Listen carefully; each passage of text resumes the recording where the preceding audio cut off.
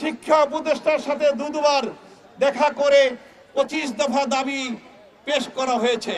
দাবি অবশ্যই মেনে নিতে হবে, তা না হলে আন্দোলন আরো বেগবান হবে। আজকে যারা আন্দোলনরত আছে এটা তাদের হৃদয়ের দাবি।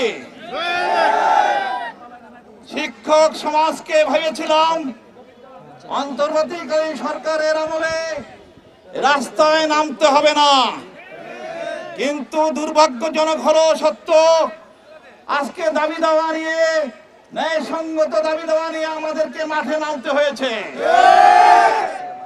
আজকে আমাদের দাবি খুব লম্বা নয়, যে দাবি আমরা করছি সে দাবিটা সামান্য।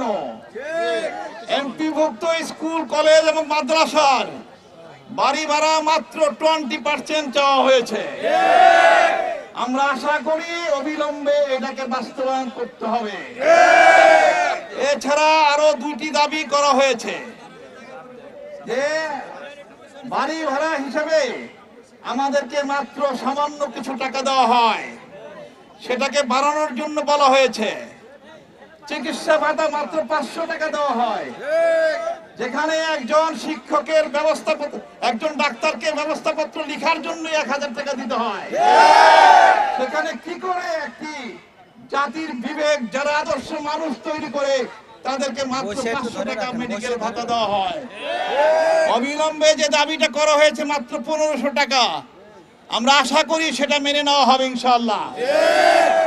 এমপিভুক্ত শিক্ষকদের বদলি করার সুবিধাটা তারা চাচ্ছে, এটাকে বাস্তবায়ন করার জন্য সরকারের আলাদাভাবে কোনো তহবিল দরকার হচ্ছে না।